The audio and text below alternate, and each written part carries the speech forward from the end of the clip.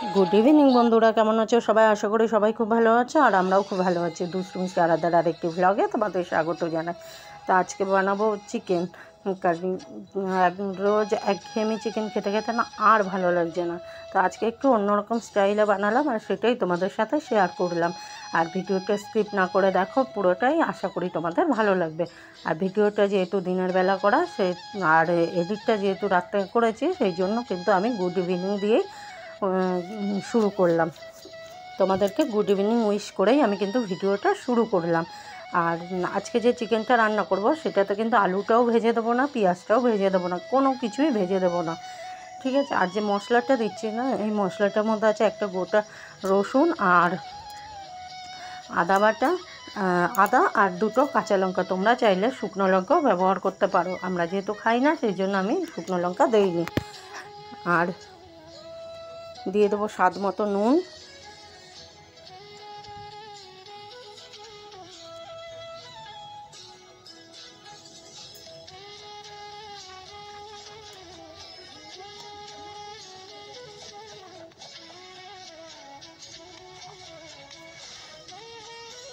হলুদ গুঁড়ো,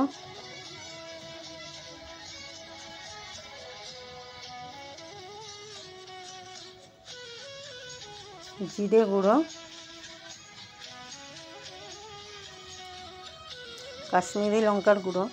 তরকারিটা একটু লাল রং আনার জন্য আমি কাশ্মীরি লঙ্কার গুঁড়ো ব্যবহার করলাম। তোমরা চাইলে শুকনো লঙ্কার গুঁড়ো ব্যবহার করতে পারো। আর কড়াইটা না প্রচণ্ড গরম হয়ে গেছে। দিয়ে দিলাম তেল, এখানে একটু বেশি তেল লাগবে এই রান্নাটাতে, আমি কিন্তু সাদা তেল ব্যবহার করেছি। আর আমি যে কোনো রান্নাতে না একটু চিনি দিই, তো এখানেও একটু চিনি দিয়ে দিলাম।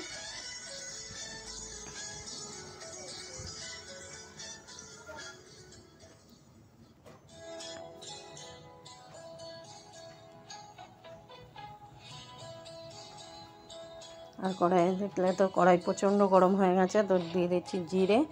আর ফোড়নে দেবো তোমার জিরে, দারচিনি, এলাচ, লবঙ্গ, তেজপাতা। আর এদিকে চিকেনটা মাখিয়ে নিই, মাখানো হয়ে গেলে দিয়ে দেবো ম্যারিনেট করে। কিন্তু আমি রাখবো না বেশি, রাখবোই না, আমি একদম সাথে সাথেই দিয়ে দেবো।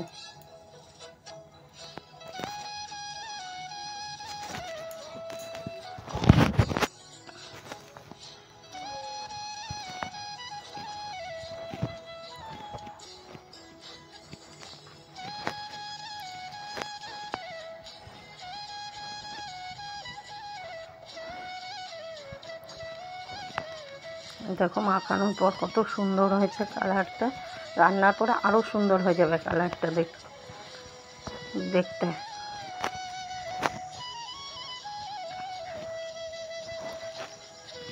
আলুগুলো আমি একদম বড়ও রাখিনি, একদম ছোটও করিনি, মাঝারি সাইজে রেখেছি।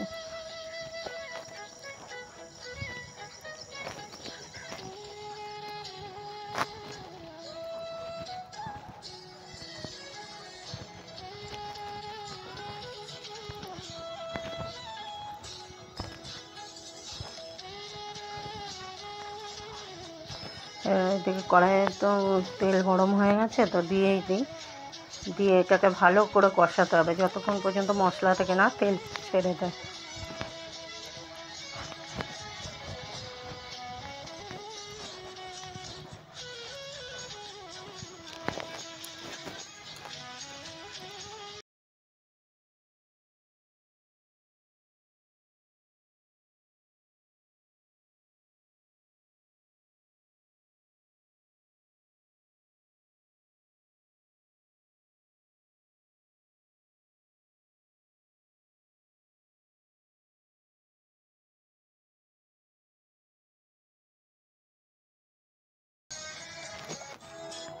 আর এই যে বাটিটার মধ্যে মাখিয়েছিলাম সেই বাটিটার মধ্যেই জল দিয়ে দিলাম। ওই মশলা ধোয়া জলটুকুই আমি খালি এই চিকেনটার মধ্যে দেবো, এক্সট্রা কোনো জল আমি দেবো না।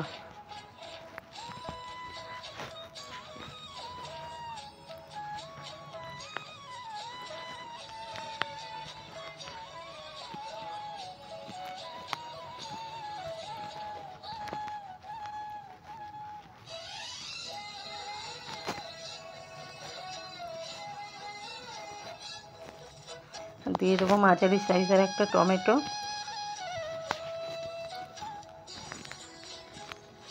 আর এই রান্নাটাতে যেটা টেস্ট অন্যরকম আনবে, একটু অন্য রকমের টেস্ট হয়ে যাবে এই রান্নাটাতে, সেটা হলো ফ্রেশ ক্রিম দিলে। ফ্রেশ ক্রিম তো যে কোনো মুদিখানা দোকানেই এখন কিনতে পাওয়া যায়, তো আমি এখানে একটু ফ্রেশ ক্রিম দিয়ে দিয়েছি। দেওয়ার পরে না কালারটা আরও সুন্দর হবে।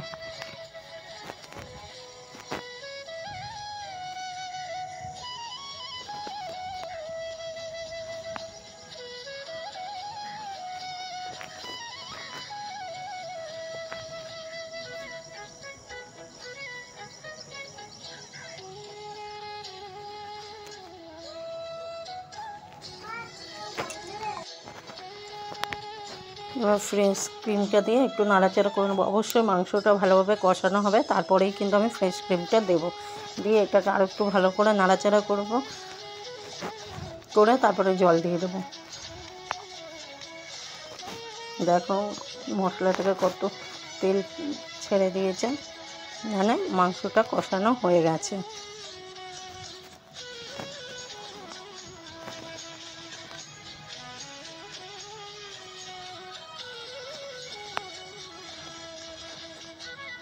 কালারটা উঠে গেছে।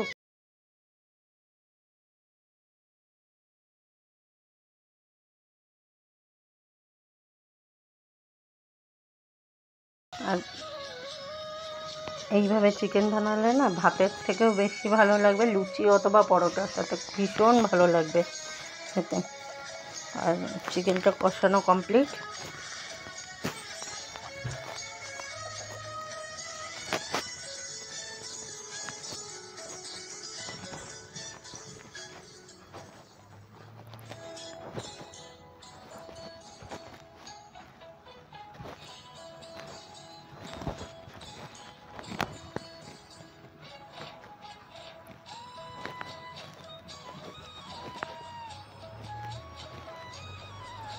এবারে মশলা ধোয়া জলটা দিয়ে দেবো,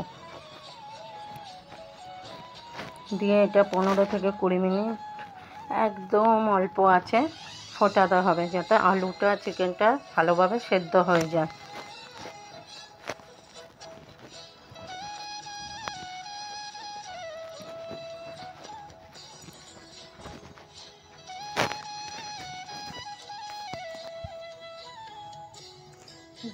পনেরো 20 মিনিট বাদে আবার চলে এলাম। দেখো চিকেনের জলটা প্রায় টেনে গেছে, আর আলুও সেদ্ধ হয়ে গেছে, চিকেনও সেদ্ধ হয়ে গেছে। এবার দিয়ে দেবো সামান্য একটু ধনেপাতা। আমি কোনো চিকেনের কোনো রেসিপিতেই আমি ধনেপাতা ব্যবহার করি না, কিন্তু যেহেতু ঘরে ছিল, আর দেখো একদমই 2-4টে পাতা দিয়েছি, আর কিচ্ছু না।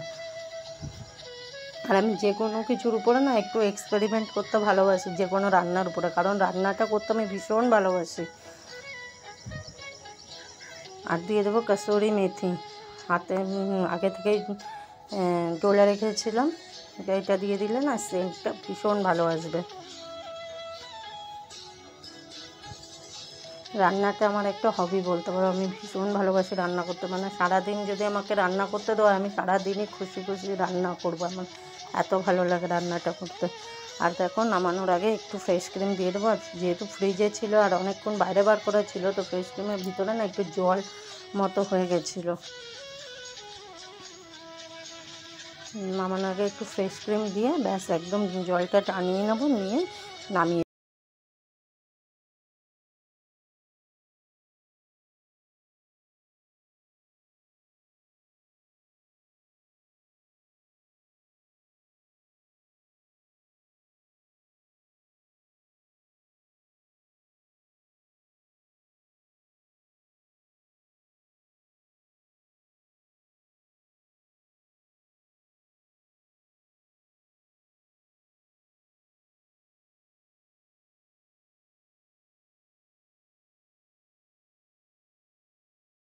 তো বন্ধুরা আজকের মতো টাটা, ফিরে আসছি নতুন কোনো দিনে নতুন কোনো ভ্লগ নিয়ে। ততক্ষণের জন্য সাবধানে থেকো, ভালো থেকো, সুস্থ থেকো। Bye bye.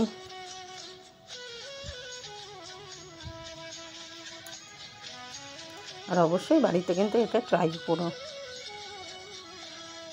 আর রেসিপিটা কেমন লাগলো সেটা কিন্তু কমেন্ট করে জানিও।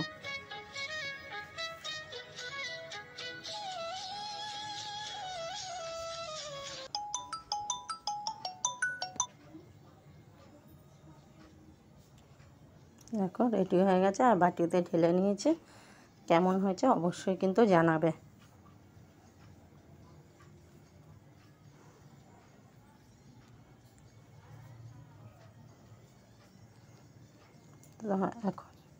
এখনের মতো বাই।